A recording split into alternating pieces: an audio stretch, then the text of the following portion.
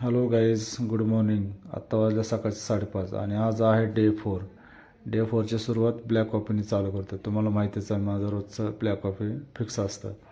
त्यानंतर black coffee पिऊन ready होऊन मी निघालो जिमकडे. ओके, हे बाईक केली चालू स्टार्ट. त्यानंतर निघालो मी जिमला. सावकाश, थंडी आहे थोडीशी, त्यामुळं आपला निवांत जातो सावकाशमध्ये. नंतर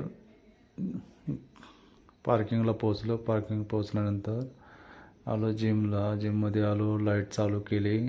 त्यानंतर पहिलं तुम्हाला माहीत आहे मी काय करतो ते म्हणजे वेट चेक करणं. हे वेट चेक करून झालं तर रेडी होऊन मी जातो फ्लोअरला. हे आलो फ्लोअरमध्ये. फ्लोअरला आहेत एकच मेंबर आज. त्यानंतर मी पितो थोड्या वेळाने क्रिएटिन पिऊन झालं की मग आज काय इलेक्ट्रो पावडर नाही आहे, तर क्रिएटिनने काम भागवणार मी. मग 10 ट्रेनिंग देऊन मी परत घरी निघतो.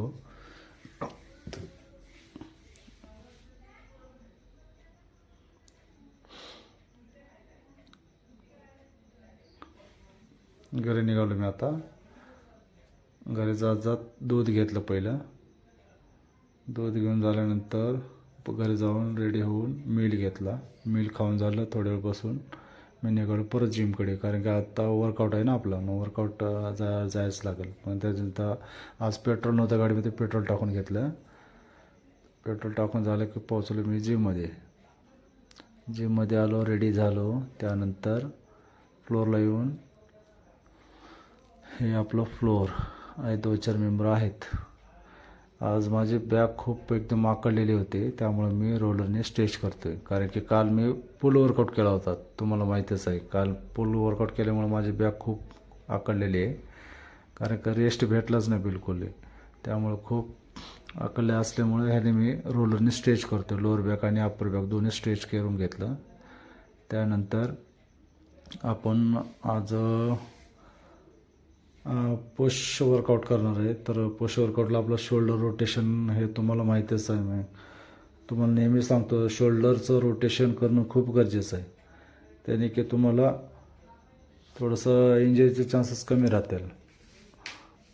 तुम्ही पण करत राहा, नाही का, याने की तुमचे इंजरीचे चान्सेस थोडे कमी राहतील. तसंही मी आज काय पुश वर्कआउट करणार तर तीन पुशअप्स आहेत. फ्लॅट म्हणजे नॉर्मल पुशअप्स, त्याच्यानंतर डिक्लाइन पुशअप, मग इन्क्लाइन पुशअप, असं 3 व्हेरिएशन. प्रत्येक व्हेरिएशनचे 5 सेट. आणि पहिलं म्हणजे सेट 5 सेट आहे, याच्यामध्ये 20 काउंटचे असतील. 20 काउंटचे 5 सेट. प्रत्येक सेटमध्ये 1 मिनिटाचा ब्रेक. हे मी नेहमी करत राहतो. आता आपल्याला आज तर 4था दिवस आहे, त्यामुळं बघू आज कसे होतात काय नाही. हे रोटेशन तुम्ही करत राहा नेहमी. अप्पर बॉडीच्या वेळेस रोटेशन करणं खूप गरजेचं आहे. त्यानंतर मी केले माझे पहिलं पुशअप चालू. याचे 5 सेट. प्रत्येक सेटमध्ये 1 मिनिटाचा ब्रेक. प्रॉपर घ्यायचं, एकदम breathe in breathe out continue. Elbow बरोबर बॅक साईडला जायला पाहिजे. त्यानंतर मी घेतले डिक्लाइन पुशअप्स अप्पर चेस्टसाठी. याचे पण मी 5 सेट मारले. त्यानंतर घेईल मी इन्क्लाइन पुशअप्स, ते म्हणजे लोअर चेस्टसाठी. मारून झाल्यानंतर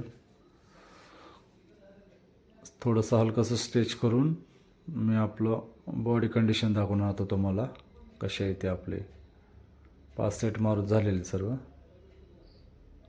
ओके, हे बघा आपले कंडिशन आजची.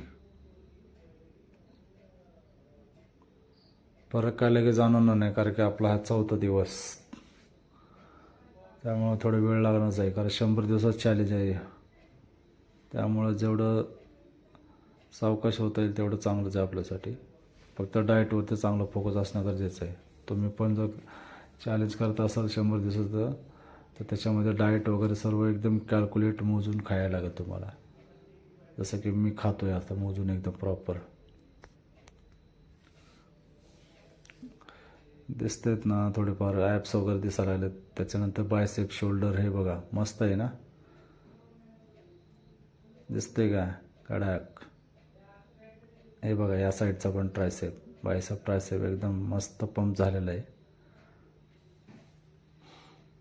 त्यानंतर हे झालं पोजिंग. मग मी घेतो पोस्ट वर्कआउटला क्रिएटिन घेऊन मी रेडी होऊन फ्लोअरला जातो.